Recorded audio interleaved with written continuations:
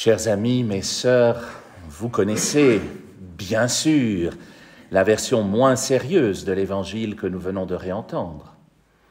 J'espère. Jésus lance sa fameuse phrase que celui qui n'a jamais péché lance la première pierre, et là il y a un énorme pavé qui vole, qui rate la femme adultère de ça, et Jésus se relève et dit « Maman, je t'avais dit de ne pas venir ». Et oui, elle est sans péché, bien sûr, Marie. Je blague, évidemment.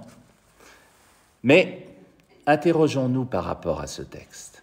Est-ce que, moi, j'aurais lancé cette pierre? Alors, bien sûr, je vous entends penser, moi, jamais. Mais la loi ordonnait de lancer cette pierre.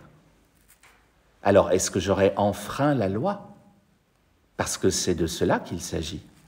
Ils ont tous enfreint la loi en repartant sans lancer la pierre.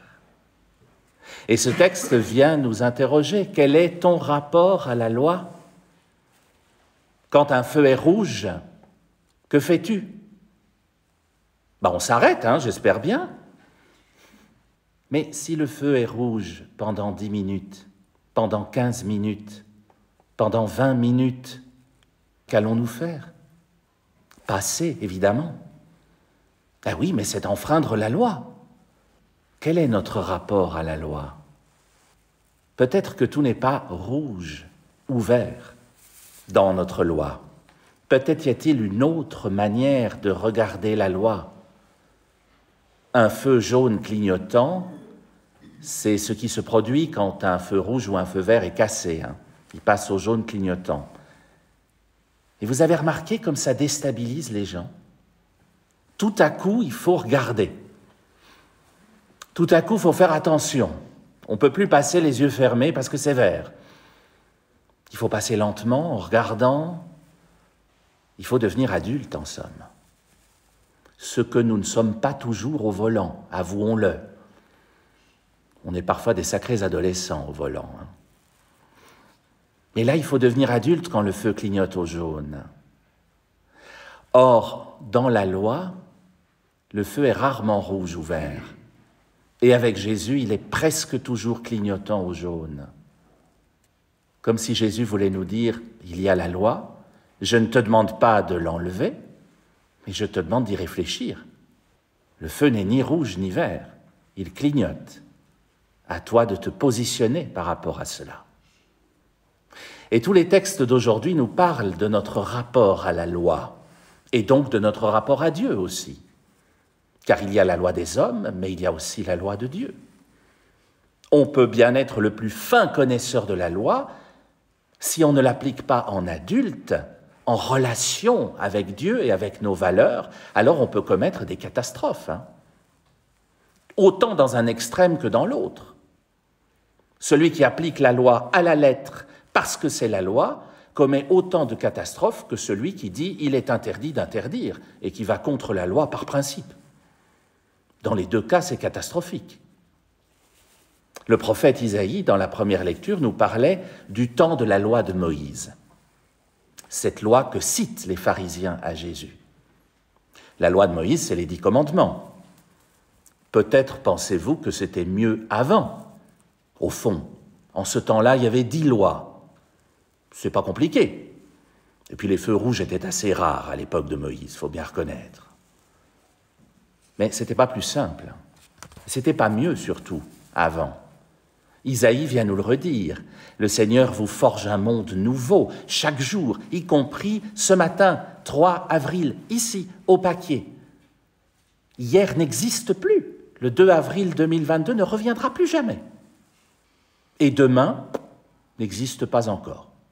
C'est aujourd'hui que le Seigneur fait du neuf dans notre vie. Paul, dans notre deuxième lecture, dans sa lettre aux Philippiens, ne dit pas autre chose. Quand il s'exclame « tout ce que j'avais avant », quelle importance! Je le considère comme des balayures, dit le texte. C'est un mot très fort. Tout ce que j'avais avant, aucune importance. Ça va dans la balayette. Paul a conscience qu'aujourd'hui est beaucoup plus important qu'hier. Notre justice, nos lois, ne nous viennent pas seulement de la loi de Moïse ou de l'ordonnance fédérale sur les feux de la circulation. Nos lois viennent de nos valeurs. Et pour nous, chrétiens, elles viennent de la foi au Christ, donc de notre relation avec lui, aujourd'hui, pas hier ou demain. Introduire l'idée de relation dans la loi, c'est exactement le sens de notre évangile, avec ce fameux épisode de la femme adultère. Les pharisiens tendent un piège très vicieux à Jésus. Cette femme est adultère. Or, la loi de Moïse dit qu'il faut lapider ces femmes-là. Alors, qu'est-ce que tu vas faire? Et il est coincé. Soit Jésus suit la loi et il lapide cette femme, donc il enfreint la loi de Moïse, parce qu'il y a quand même « tu ne tueras pas ». Hein. Mais avec la lapidation, c'est très pratique, parce qu'on ne sait jamais qui a lancé la pierre qui va tuer. Soit Jésus ne lapide pas, mais dans ce cas, il est en situation d'illégalité. Il est coincé. Eh bien non, ce serait mal connaître Jésus. Il fait ce que nous avons tellement de mal à faire. Il trouve la troisième voie. Tout n'est jamais tout blanc ou tout noir. Il y a toujours une troisième voie. Et la sagesse se trouve souvent dans cette troisième voie. Que dit-il? Celui qui n'a pas de péché, qu'il lance la première pierre. Il a trouvé la troisième possibilité. Il met en relation les gens qui sont là avec leur propre loi. Il n'a pas accepté la loi ou rejeté la loi. Il lui a donné du sens. Et Jésus nous dit, tu veux critiquer ton prochain en l'enfermant dans un article de loi? Mais toi, comment tu la vis, cette loi? Est-ce que tu la vis avec rigueur, avec sécheresse, impitoyablement? Ou est-ce que tu la vis avec charité, avec adaptation, humainement? Est-ce que tu la vis en relation avec Dieu, cette loi? Que celui qui n'a rien, je dis bien rien, à se reprocher, condamne son prochain. Résultat, on le sait bien, personne n'a rien à se reprocher. Nous sommes des êtres humains. Et donc personne ne lapide la femme adultère. Mais Jésus est exigeant.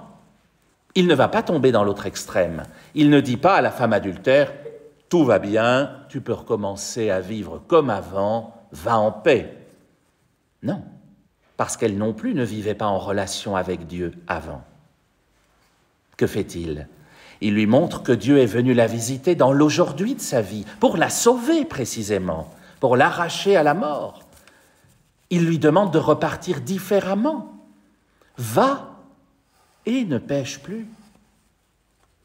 Alors là aussi, il faut faire attention à ne pas absolutiser le texte. Ça ne veut pas dire « va et ne recommence jamais ». Non. On serait de nouveau enfermé dans la lettre de la loi. On en manquerait l'esprit. Mais ça ne veut pas dire pour autant « va et recommence quand tu veux ». Non plus. Il y a une troisième voie. Le péché, ce n'est pas ne pas respecter scrupuleusement la loi, c'est ne pas être en relation avec Dieu. C'est ça le péché. Va et ne pêche plus, ça signifie va. Dieu t'a sauvé. Désormais, sois en relation avec lui. Ne l'oublie plus, ne désespère plus jamais. Sache qu'il est toujours avec toi, même au cœur du cœur de ton péché le plus sombre. Ce n'est pas une parole d'interdit, mais ce n'est pas une parole laxiste non plus.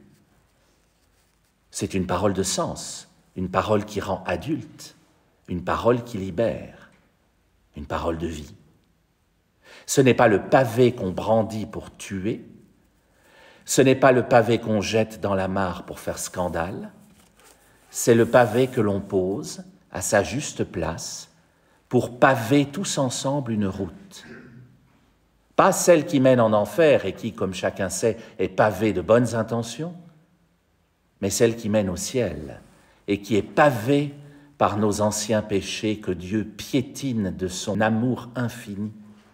La route qui mène au royaume de Dieu, c'est celle-là que nous pavons ensemble. Alors bonne route à chacune, à chacun.